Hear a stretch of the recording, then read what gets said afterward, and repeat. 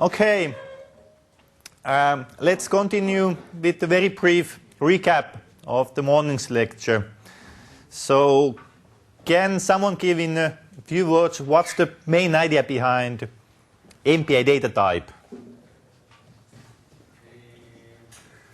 Yes? So, for us, the main type is to have better maintenance and maybe better performance. That's sort of what you get out when you're using MPI data type. But if you consider that what it tells to the MPI system, Basically,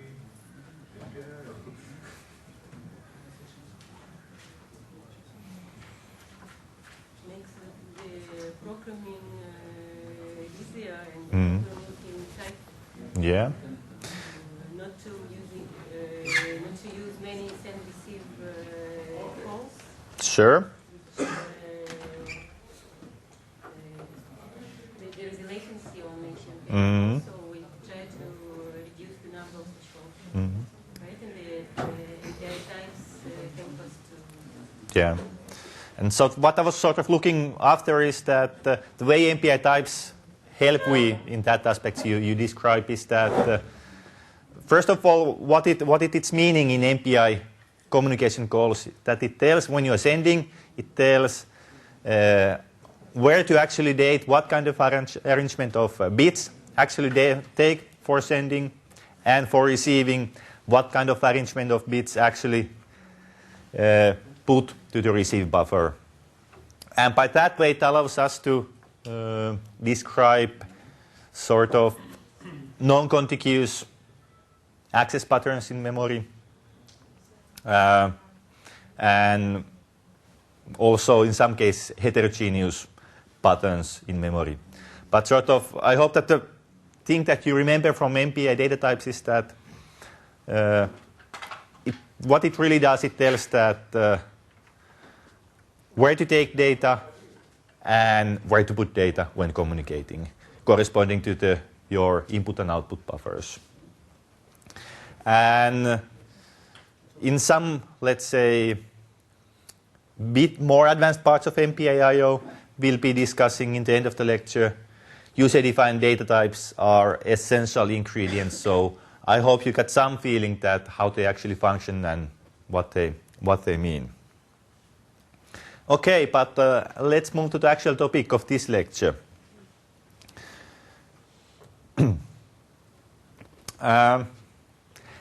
Input and output is something, I don't know if it concerns you, but I would say that most people working with HPC applications, it's something that it's a bit overlooked in first place. So you take your physical problem, discretize it, program it very efficient manner, use all the tricks of MPI and so on to make it scale really good in parallel, able to utilize thousands of CPU cores and get very high flop rates from that one. And then at some point you notice that actually somehow I have to get the data into my program to process, and I also have to get the data out from my program to, get also some results. And when you're going for scale, in most cases you suddenly realize that, oh my God, input and output is really becoming the bottleneck. This access is typically very slow compared to memory access, very slow compared to the communicating between nodes or within node in multi-core CPUs. And in most cases, if you really want to have good performance and use large number of CPU cores, you have to also consider parallel input and output. And that's actually far from trivial. First of all, how to actually convert all your internal data structures and so on just to streams of bytes. Files don't really have that much structure, at least in the low level. They are just a stream of bytes. And also really how to get the data efficiently from large number of nodes to the physical disks.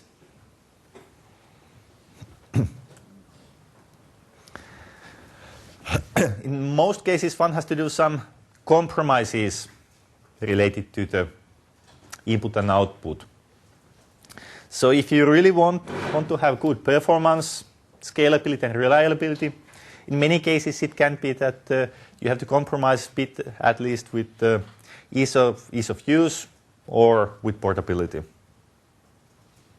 And in many cases it might be that, okay, there are some parts of the data you're processing that you really want to optimize for performance, and some other where you might want to actually prioritize for ease of use and portability. In some cases it might be that you're running simulation which might take, I don't know, several days, and computers are nasty animals. They crash by now and then.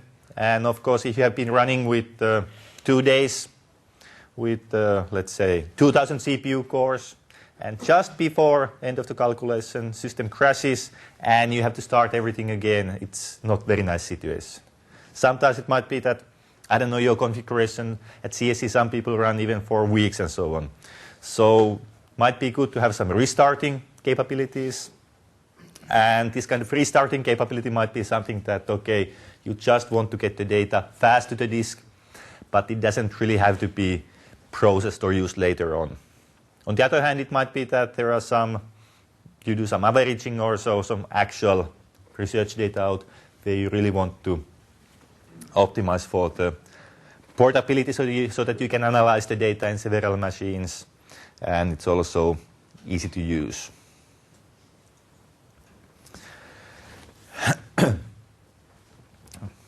As I said, this sort of fact that we are nowadays using more and more CPU cores make this challenge or make this task of I/O challenging, and this sort of gap between the computing power and input and output rate is really has been increasing for a couple of years. And sort of difficult thing here is that in a way it applies to any HPC programmer, I would say, but in input and output especially, the tuning is really algorithm and sometimes also platform specific, that what kind of system you actually are running on. But I think the last thing here is true and will be true for, I don't know, for a long time, that really, if you do not consider parallelization in input and output, it will definitely be a bottleneck, or at least become in very, very near future. There are sort of different layers related to this input and output. First of all, in order to some way to have the data written to the physical disk in parallel fashion, we need to have some parallel file system there. So the common ones are Lustre and GPFS, most often I think found in IBM systems. And then you have some sort of programming layer for that one. We will be discussing MPI I/O.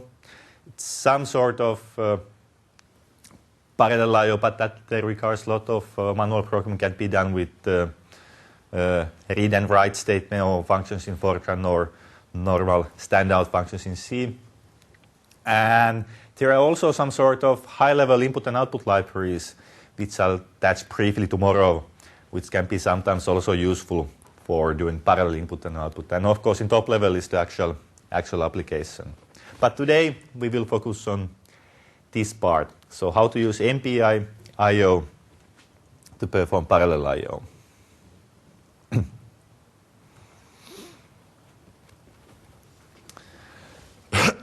So basically, what MPI I/O does, and it gives a function call similar to communication calls, which can perform read and write operations to files in parallel. It's possible to work with just a single file or with several files in a fashion where several MPI processes access the one to same file. It's possible to write the data in contiguous and non-contiguous manner. That's where the user-defined data types enter in. It's also possible to do some sort of collective writing and reading when using MPI, so that in somewhere lower level, not all the individual MPI processes will be performing I/O operations, but the MPI will do some gathering or scattering data, so that only few physical CPU cores will be participating in the actual physical writing and reading to the disks.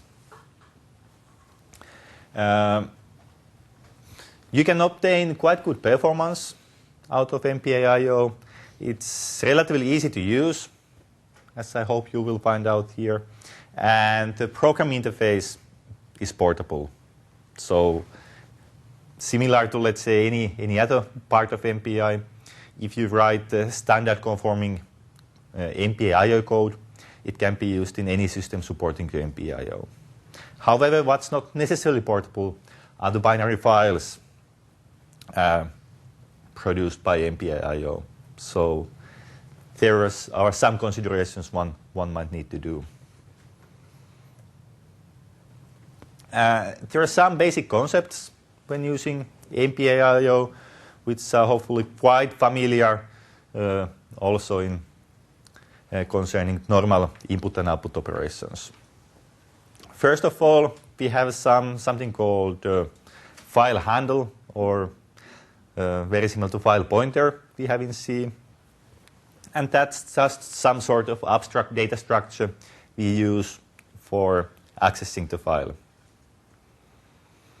Then we have a file pointer, which is just some particular position in the file where we want to read or write.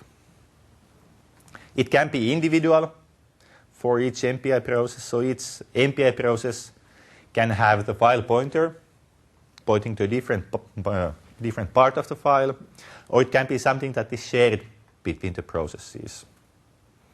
And the file pointer will always be accessed through the file handle, so there are no specific data structure for this file pointer. So it's always through the file handle that one uses for accessing.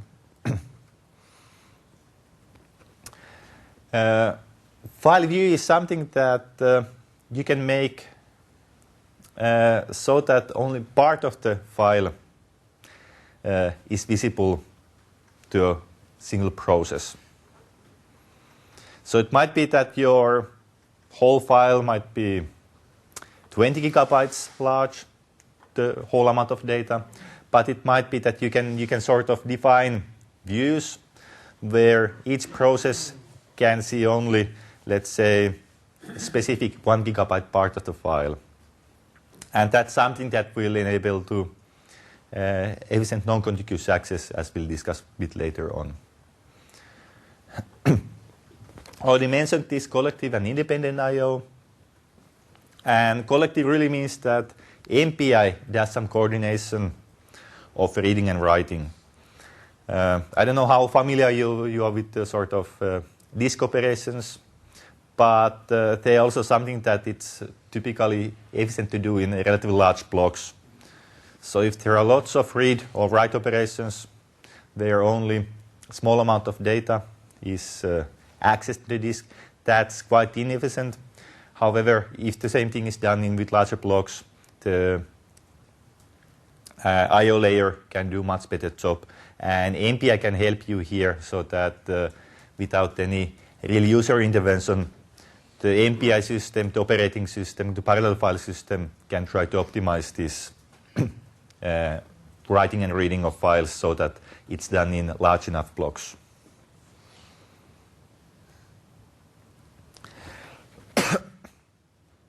So in order to start to use MPI I/O, first thing we have to do is open the file. And the call is just MPI file open. And that's now sort of collective call so that all the processes in a communicator we specify here have to make this call. It doesn't have to be convolved. So it's possible that only part of the MPI processes will participate in the input and output. But the file open has to be made by all the processes in this communicator. We have the file name there. And then we have different modes depending on whether we are reading or writing or doing both read and write. So the sort of allowed modes here are read-only, write-only, read and write, and create, which in principle means that if the file exists before you open it, it will be overwritten. And you can combine these by using the logical operations in plus in Fortran and this in C. It's also possible to give some sort of additional information to the MPI system, how to optimize the I/O. There is predefined value MPI info null, which we will be using in the lectures and in exercises, but that's something that, depending on the MPI system, in some cases might be used to optimize the performance. And finally, we have the actual file handle, and then, of course, in Fortran, we would have the error code here. And once you're done with using the file, one can use the MPI file close. And similar to the sort of normal operating system, file write calls or read calls, system can do some buffering, and in many cases, okay, you can do some explicit flashing, but to be really sure that everything has been written to the disk, you should always try to close the file when it won't be accessed anymore. So that should be relatively straightforward when you have been using input and output routines before. It's just that you have to provide the communicator there. That's the biggest difference. It's possible to move the file pointer, and we'll be discussing only the case where each process has their individual file pointer, and they can update that positions individually.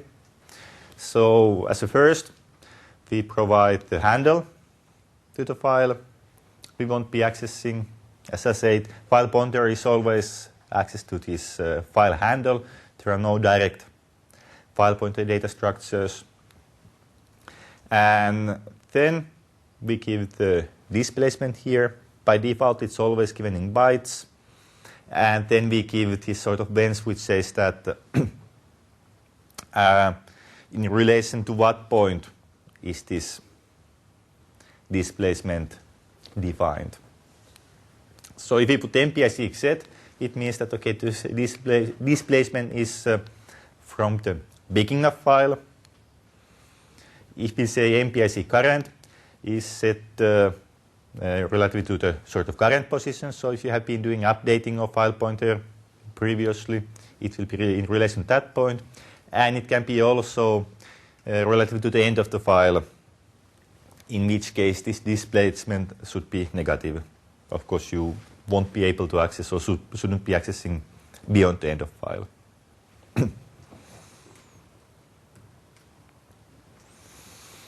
Once we have set the file pointer to the correct location, data can be read with file read. As the first argument, we have the file handle there. And then actually the remaining is more or less the same as with MPI receive. We have some buffer here where to actually read the data starting from the file pointer in file handle in the file. We take count number of elements there, and here is also the data type of elements to read. And these actually, they correspond now to the memory layout of this buffer. So this file read, that will take the contiguous stream of bytes equivalent to this amount of elements and put them to the buffer. And finally, we have the status argument very similar to the MPI receive. And once you have done reading, the file pointer is updated in such a fashion that depending how much data you have been reading, the file pointer will be updated. One thing to note here is that if multiple threads, if you would be doing hybrid MPI and threaded programming, if multiple threads would be using this or issuing this MPI file read call, it won't be well defined that how the file pointer actually would be updated. So this is not actually thread safe call.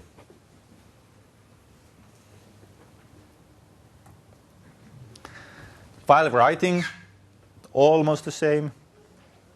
Only thing is that file now has to be opened with in different mode. But otherwise, we have the write here. We have the file handle here. We have the sort of buffer, number of data elements of given data type, and finally status. And similar to this MPI file read, this is not thread safe either because file pointer is could be updated by each individual thread. Here is a simple example how code using MPI I might look like. So there is just in Fortran, one should remember that this displacement that we use in MPI file seek and later on in specific file views, it has to be this specific kind so that it can store large enough memory addresses. In C, there is something like called MPI I int one should use there. We do some initialization there. And here is the sort of actual MPI I/O call. So we open the file here by the all processes. This is the name of the file, just simple test. We are going to write there and create the file. And then here, what we actually using, we are using this MPI type size command to get what's the size of MPI integer in this particular system and get it in int size variable. And then we determine the displacement, which now will be different for each process. We use the MPI rank here. And because it's by default given in bytes, we are writing integers here. We need to give it the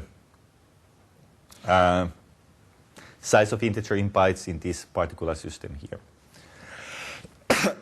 We can update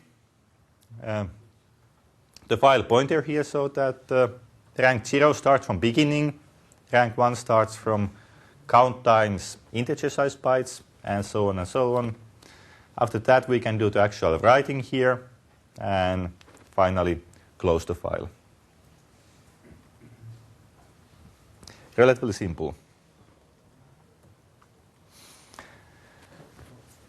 There is also a very similar function call for reading and writing, where the file pointer or the location is given explicitly when you're doing the read and write.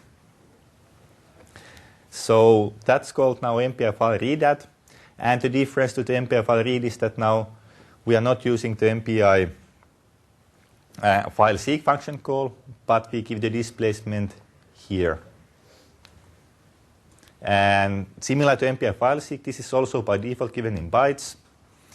The difference is that by MPI file seek,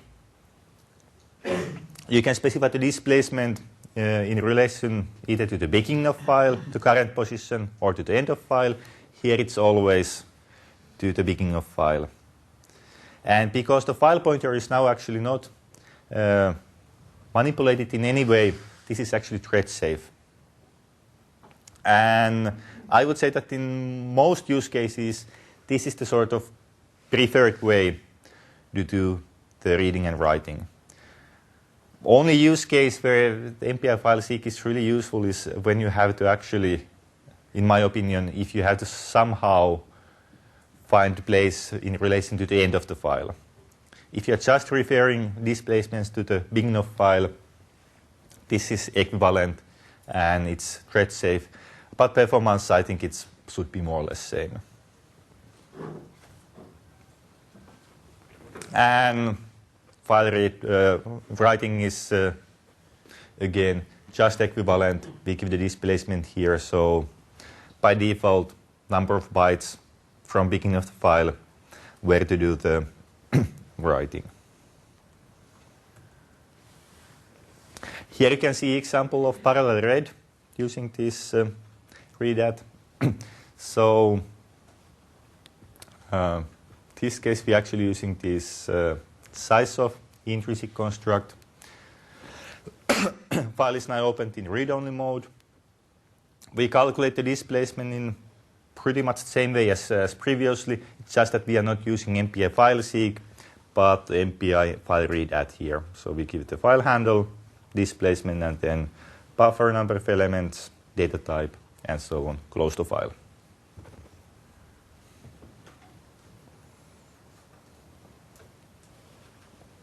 Any questions about simple reading and writing with MPI I at this point? It's fairly straightforward. Sort of the way to achieve parallelism there is that each process determines their own location in the file where they need to read or write.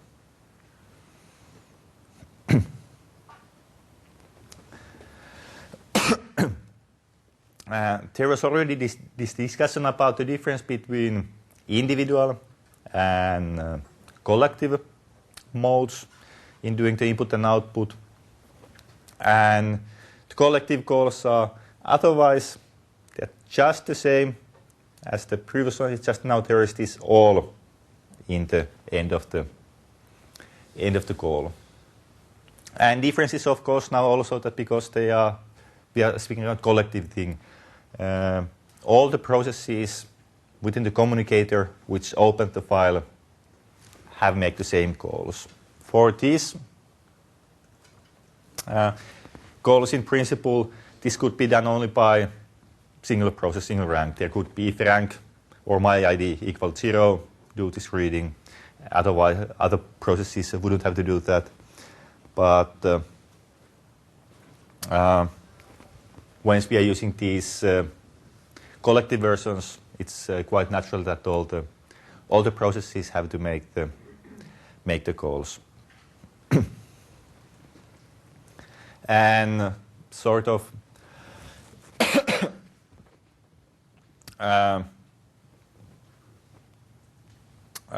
suggestion that if there is use case where all the processes really are accessing the file, sometimes it might be that there's some header data or so which only one process needs to be reading or writing, then it's of course better to use the individual calls and have only few ranks participating. But if there are a large amount of data that all the processes, all the MPI ranks will read or write their share, it's always good idea to use these collective operations. Performance, I think I have later on some numbers. Performance can be drastically improved because really the MPI system can sort of gather data together before the actual physical reads and writes, and make the interaction with the physical disks much more efficient.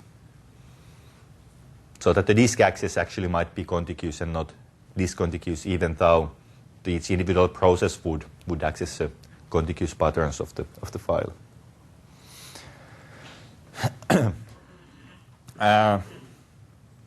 Input and output can be done also in non-blocking manner, and can be useful if you can do some computations between the I/O operations. Once again, the sort of interfaces to the routines are more or less the same as for the normal blocking routines. We just put the I here before the read and write, and then there will be similar to MPI I send and I receive. There will be the request handle in the end of the function call, and there has to be some test for the completion by MPI wait or MPI test. So if you're familiar with non-blocking MPI point-to-point communication, this is more or less same. It's just that now you are accessing the disk in non-blocking manner. Okay. Let's look then the sort of complicated part of doing MPI I/O. And that's when we have some non-contiguous data access. If you get good grasp of the user-defined data types, it's actually not that complicated, but still it's probably one of the most difficult aspects of MPI, which is useful in many standard situations. There are lots of features in MPI which are useful only in specific situations, but that's one of the most tricky parts for the very general use cases. There was already some mention about file view, and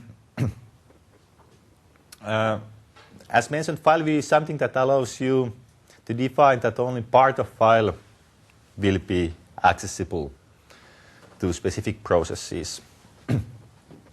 If we think of file in disk, it really is just a stream of bytes, and by default, any process can access, read or write any part of the file, any byte in the file. And the file view really now allows us to define that which portion of the file is visible. There are 3 different components in the file view. First, there is some displacement. So that will be that how many bytes we skip from the beginning of file. Then there is something called E-type, which sort of tells that what's the type of data to be accessed in this, and by default that's bytes. So in all these previous calls, we used the displacement here in terms of bytes. We had to determine what's the sort of size of integer, but it's actually also possible to define file view such that the E-type, so the basic type that we have the data, the file consisting of would, for example, be MPI integer. And after that, all our displacement would be given in units of integers. So instead of int size here, we would have here just my ID times count. And that's already something that if you have a file that consists largely of a single type of data, making a file view where the basic E-type is just this type of data can be useful. It can make these things a little bit easier. You don't have to worry about bytes. At least I rather think in terms of units of integers, numbers, than actual number of bytes.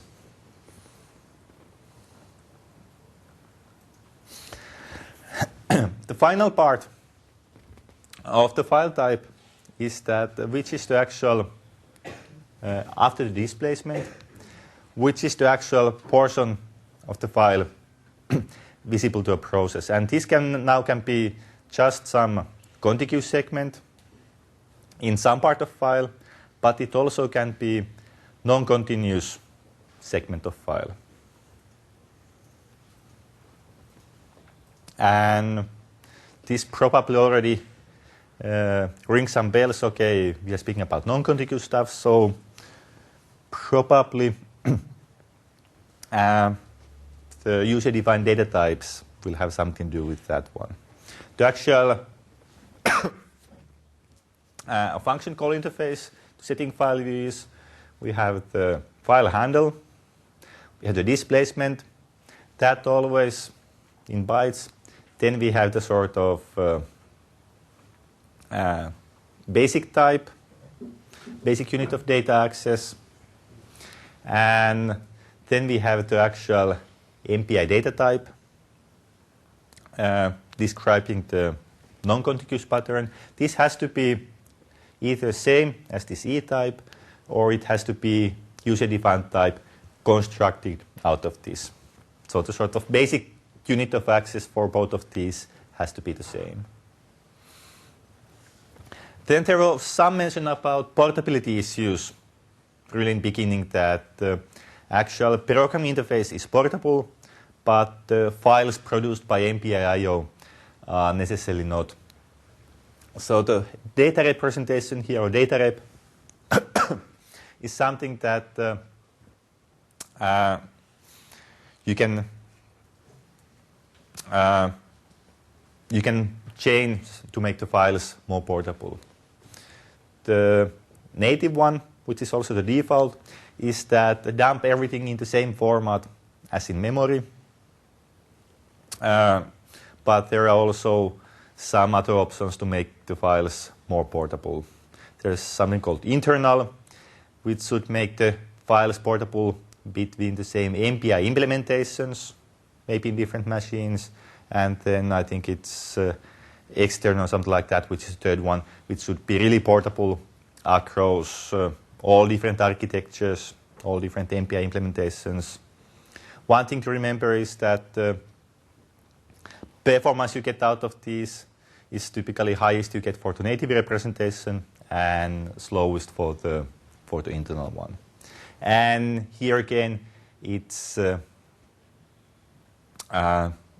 possible to give some hints to the implementation.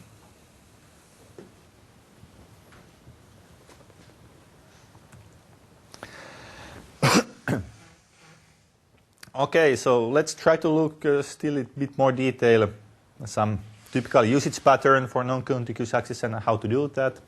So let's say we have a two-dimensional array here.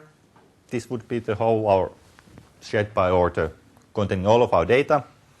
We want to do some computations for that in parallel, so we make a two-dimensional decomposition so that, let's say, rank 0 calculates this part, rank 1 this, and so on and so on. Want to do some processing, and then at some point we want to get this file, this data to a file. And depending a little bit, once again, whether it will be stored in, let's say, row major or column major, but the typical pattern might be that, okay, we have a first row here, we have second row here, third row, and so on, and so on. And we immediately notice that, okay, this is really sort of non-contiguous pattern here. Of course, we could try to do so that, okay, first process 0 writes all of its data. There would be one contiguous segment. Process 1 writes its own data in a contiguous segment.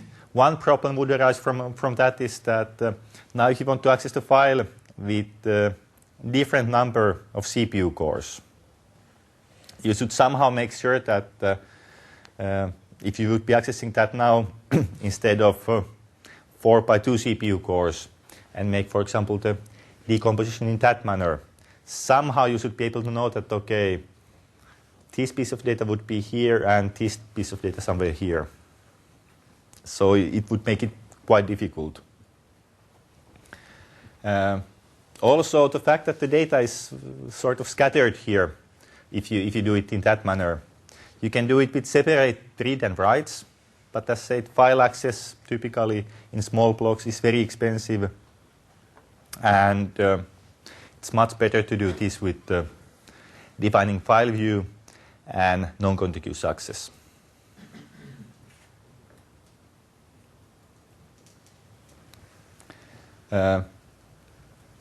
This is hopefully already a bit familiar from the previous lecture.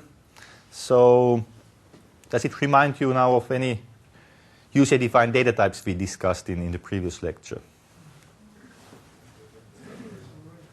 I think it's clearly a subarray.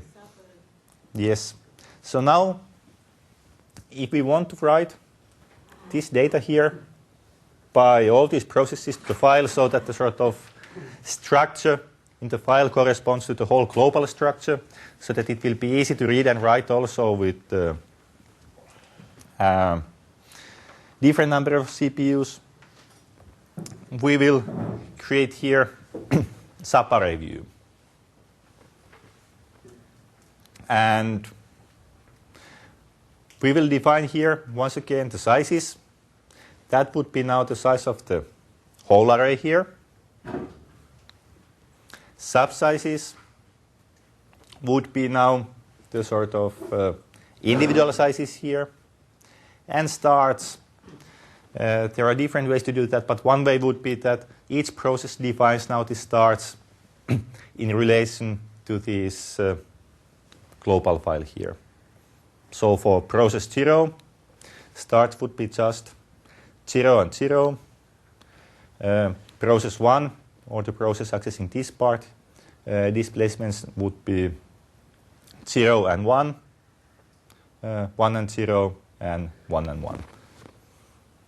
No, sorry, it should be in terms of the whole size, so it should be, 0 and 2, 2 and 0, 2 and 2.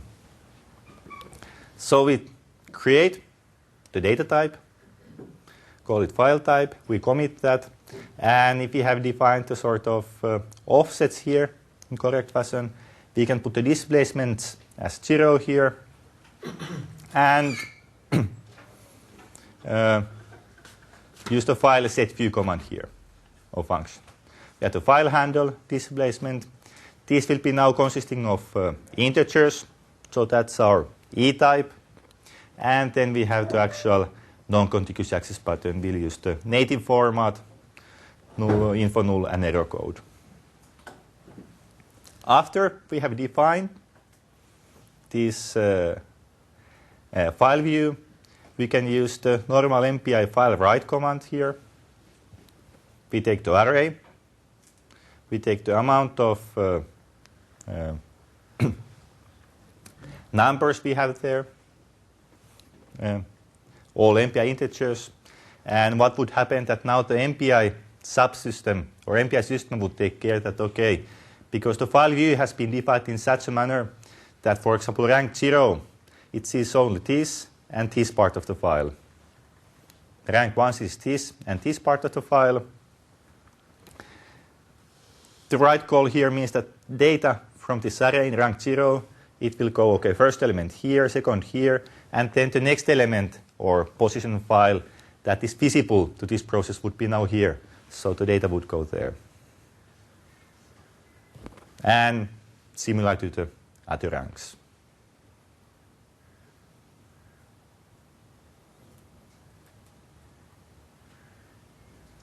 Is this clear? So you calculate displacement for every rank? Yes. So this displacement equals 0 is for rank 0. This displacement here, that would be now for all the ranks. So actually, I haven't shown here, but the starts argument here. So here we define for each MPI process, we define subarray in relation to this full array here. So each of these subblocks, each process, they will have the same subsizes, but sort of their offsets, they would be now different. So you would calculate the offsets here in relation to the, in principle, you could just put all the starts here. Also, for example, 0, be the same, or they would be two coordinates 0 and 0, and calculate the displacement here to be different for different MPI ranks. Sort of difficulty here is that because this is now two-dimensional structure, this displacement, somehow you have to take into account that, for example, this one here, that what sort of amount of the displacement that you have to take there. So somehow you have to take into account the dimensionality here. So at least in my opinion, it's much easier to specify here by this is just single number, this is just two coordinates. So it's easier to specify the two coordinates here. That okay, for example, this point here, how does it relate to the full array? And not that okay, in the linear stream that okay, how many bytes this is from the beginning of the file.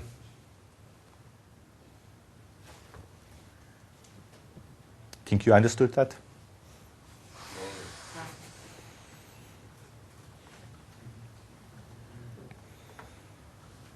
So really what we can do here by defining these subarrays, we can, by the start argument, we can define that what part of this or this structure here starts to be visible to each process.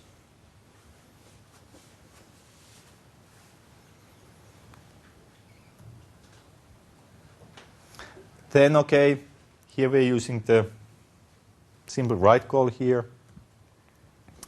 Now, especially with non-contiguous data here, it's much, much, much better use the collective call. And I think last time I did some benchmarking for this kind of file access. The difference between individual and collective input and output was something like times of 200. Collective I/O was 200 times faster. So if possible for this kind of data access, always use the collective input and output.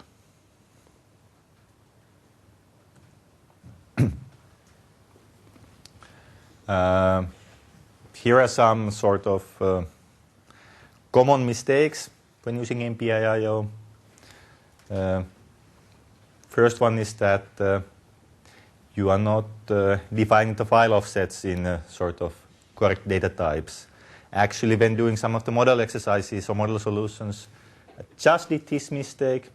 I specified the offset in normal MPI integer and put some displacement of, supposed to put, I don't know, 16 bytes. And for some reason, because of the incorrect data type, their program actually worked, but the file, which was supposed to be 50 kilobytes, was 8 gigabytes. A little bit wondering that, oh, is there some problem with my MPI system? No, same happens also in the other computer. And then at some point, okay, I had different, also wrong data type there. Then it's also that when you are passing the offset or displacement, you cannot actually, you have to store it in variable. You cannot, that applies mostly to Fortran. In C, in most cases, you pass pointers and so on. It has to be stored in variable. And also when you are defining these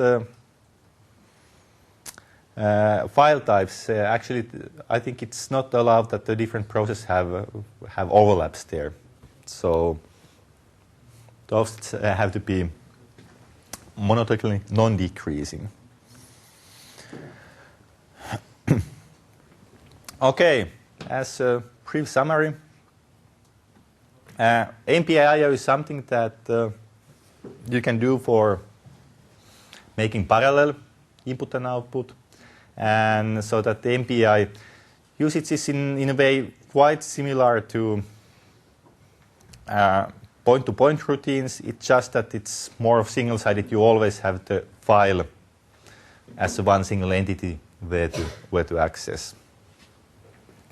The sort of basic concepts are the file handle, which is just the basic data structure you get from opening the file. You have the file pointer, which tells the position in the file, where to write and where to read. It can be updated individually by each MPI process. Of course, there are many use cases where you don't have to directly manipulate the file pointer. You can, in many cases, for example, you can use just these read that, write that function calls to explicitly say which location the file. And we have the concept of collective and independent input and output.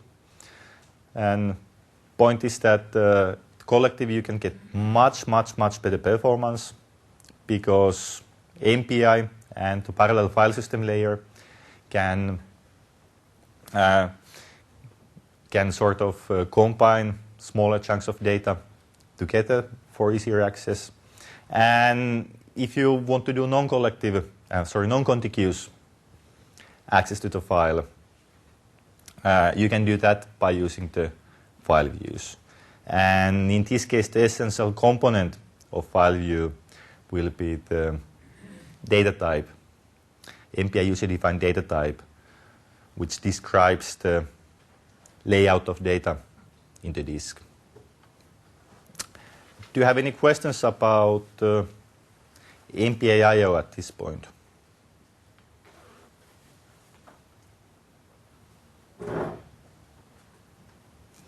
Okay, then I think it's again time to get your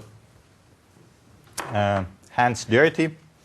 So there are some exercises for using MPI I/O. Of course, if you prefer, you can stay and didn't finish the exercises related to user-defined data types. You can also continue with them, but I suggest that you try at least some of these MPI I/O exercises also to get some feeling how to do the parallel input and output.